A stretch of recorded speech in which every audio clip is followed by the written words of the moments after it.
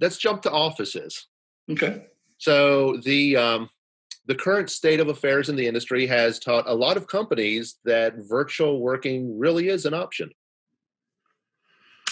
Yes, and I think this industry will be impacted probably the most by what's occurring. And it's interesting. It's not going to be impacted by the virus. It's going to be impacted by our response to the virus and how not everything can be done from your home. Of course, you can't even build a building, which is our industry, from your home.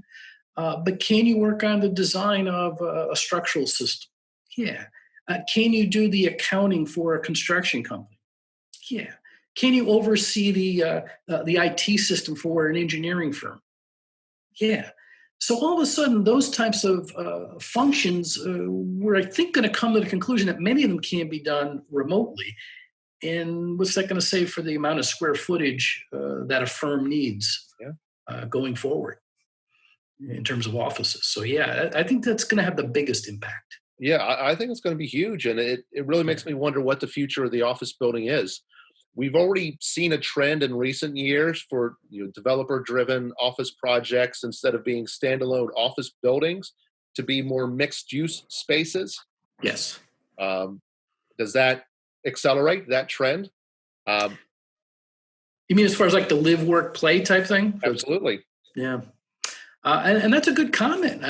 Yeah, maybe if there is an office building type or genre that will survive, it's going to be that type of thing. So you're in close proximity to your work environment, and your residents are in close proximity.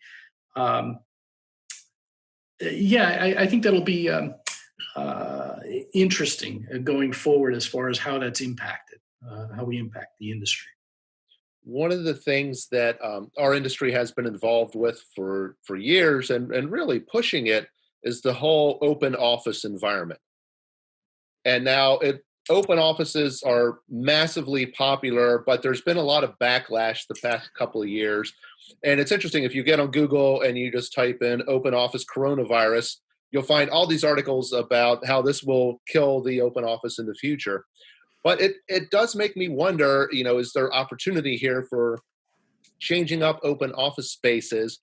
I saw a picture out of an Asian country where they took an open office and they basically put in plastic partitions that you were still looking at your coworker, but now there was something between you so you weren't breathing on your coworker.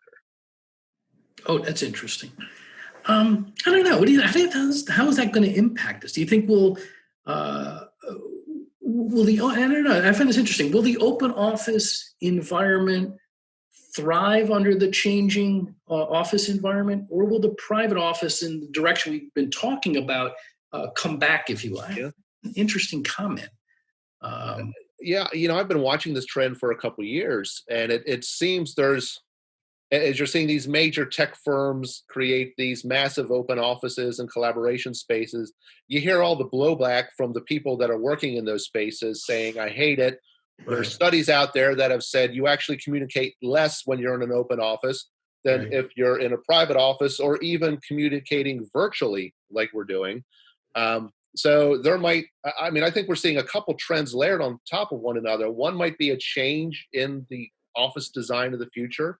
And repurposing or adaptively reusing the existing open offices, but also a shrinking of the office footprints that companies need. Because we could even get to this scenario where the companies say, yes, we need an office, we need conference rooms, we need collaboration spaces, we need all the typical office amenities, but we're going to go hoteling. So every employee works at home 2 days a week, and we stagger when people are in the office. And I see that occurring. And I think whether it's the open office or the private office, or however the interior space is programmed and divided, I think the amount of square footage per employee is going to drop drastically.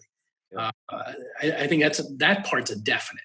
Yeah. It leads me to believe that the demand for office space going forward isn't going to be that high. Now, I will say this. One of the good things that I think came out of the recession 10 years ago, there was very little speculative office building being built. There were some, but most were build to suit for a specific client. And I think that helped from preventing the overbuilding that occurred in '07, '08. I don't think we have that. Now, we may be shrinking the amount of square footage per person in the office and therefore have some overbuild because of that. But we don't have all these excess buildings, I don't think, in this country in general. Yeah. Well, it's interesting. Feedback I got from an engineering firm a couple weeks ago, they said, we're as productive as we've ever been, but we have fewer staff members as it is. Right. So we have the same output. And now they had all this empty office space they weren't using, so they were anxious to get out of that. And then feedback from one of their executives a couple weeks ago was like, hey, this virtual work environment is working for us. Maybe we just need a small footprint, a mailing address, and a conference room. That's an interesting comment, because that's kind of the next step past what you and I have talked about for the last couple of years, where people seem insanely busy, even when they're in the office. But at the time, we were only doing basically what we did in terms of volume of right around before the recession, but we were doing it with a lot less people. I think the statistic was 11 or 12% less people for the same volume of work. So we seemed extremely busy. You're thinking, wow, you're doing great, but here we're just doing what we were in '07 or '08. Yes. So that's the next step of that discussion. Yeah. There was an interesting book that came out a couple of years ago called Rework. And they had a really interesting statement in it that work actually doesn't happen at work.